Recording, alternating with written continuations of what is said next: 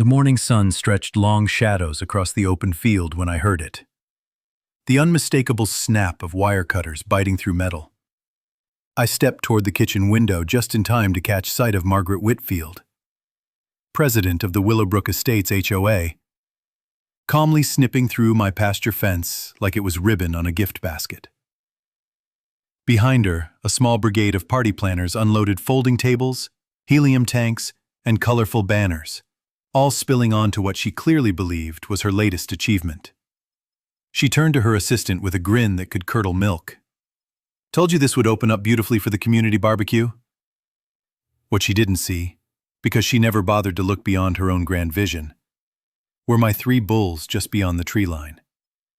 Thor, Zeus, and Odin, 1,500-pound slabs of muscle and curiosity, had paused mid-graze.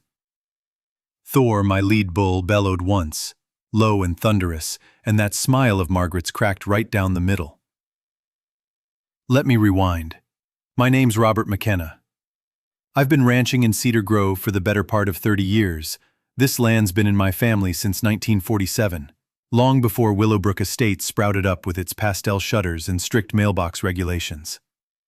I'm a former rodeo trainer, spent 2 decades around animals that could send a full-grown man flying through the air with a flick of their neck.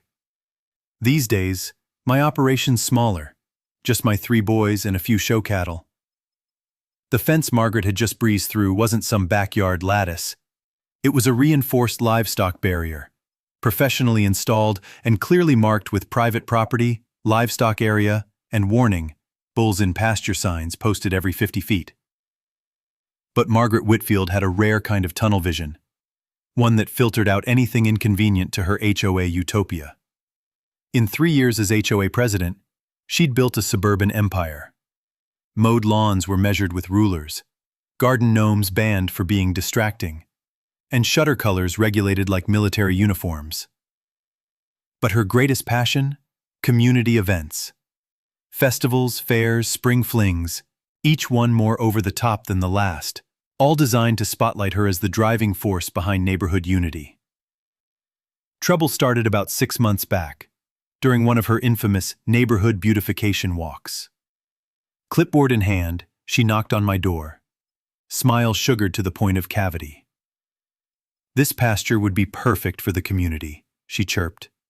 "Imagine the children, Easter egg hunts, movie nights, summer picnics." I was polite but firm. "It's a working ranch, with bulls. It's not open to the public." She waved me off like I'd mentioned a minor inconvenience. "Oh, I'm sure we can work something out. We're all neighbors after all." When I repeated myself, this time without the smile, her expression tightened, but Margaret didn't handle no well. Over the next few months, she tried everything. Sent HOA lawyers sniffing around my property lines, launched petitions, even approached the city council with nuisance complaints. Every angle failed, but instead of backing off, she doubled down. 1 week before the incident, an HOA-wide email arrived, hyping the upcoming Spring Spectacular Block Party, food trucks, music, games, and a surprise venue that will take your breath away. I should have known. Now, standing at my window, I watched as party guests poured through the opening in my fence. Carnival tents rose like mushrooms after rain. Kids sprinted across the same field where my bulls grazed daily. And there, in the middle of it all, was Margaret, accepting compliments like royalty at a parade. Phone in hand, I stepped outside and started dialing 911. But before the dispatcher even picked up, I heard it. Thoom, thoom, thoom. The steady beat of hooves on soft earth.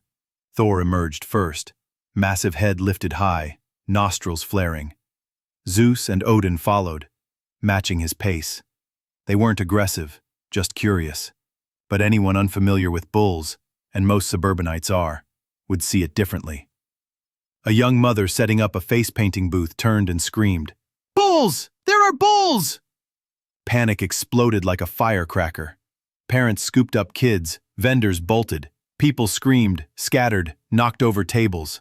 A food truck tried to flee but sank into soft ground. Margaret stood frozen, her face the color of milk. I checked, she stammered. There were no animals yesterday. That's when I put 2 fingers to my lips and gave a sharp series of whistles, 3 quick, 1 long. My bulls stopped instantly. Heads turned toward me, ears perked. They moved as one, trotting calmly to my side like oversized dogs. I stepped into the field.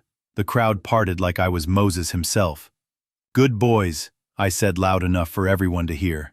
"These are trained performance bulls, but they're still bulls. That's why the fence existed."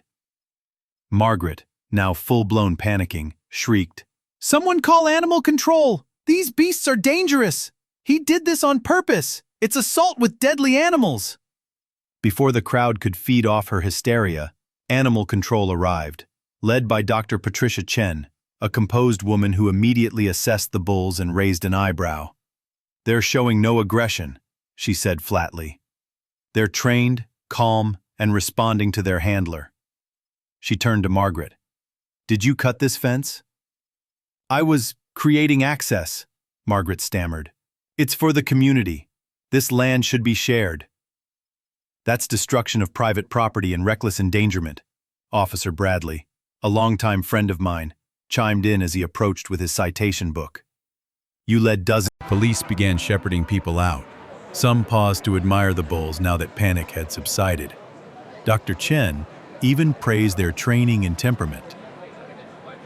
Then the full picture came into focus. Margaret had told the HOA board the venue was secured. She'd charged party fees, distributed flyers with unauthorized photos of my pasture, and promoted it as an exclusive location, all without permission. Dr. Chen looked horrified.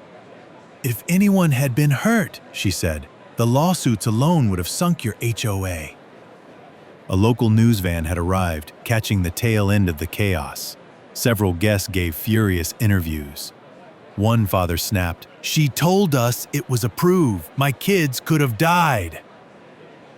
By midday, the only ones left were Margaret, law enforcement, and me.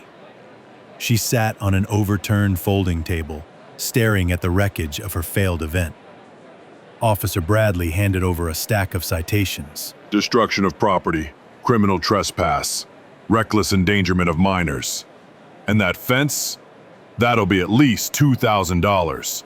Add emergency response costs, animal control, police time. We're talking $15,000 minimum, and that's before civil suits. Margaret's face turned from pale to green. "How much?" she croaked. Maybe $20,000, he replied, depending on what Mr. McKenna decides to pursue. But the worst blow was still coming. Her phone buzzed again and again. Word was already spreading across the neighborhood's social media. 3 days later, I heard she'd been removed from her HOA position in a unanimous vote. Gross negligence, misuse of funds, and creating legal exposure. And then came her job. Turns out she was an event planner for a local firm. The bull story made the evening news. Her employer didn't find it amusing. A week later, I ran into her at the grocery store. She looked like someone who'd lost a war. $23,000, she said quietly, not making eye contact. That's what it came to. Legal fees, fines, repairs, emergency response. $23,000. She walked away before I could reply. I didn't stop her. The fence is repaired now. The bulls are back to their normal routine. And Margaret Whitfield? Well, she finally learned that some fences exist for a reason, and not all bulls can be tamed.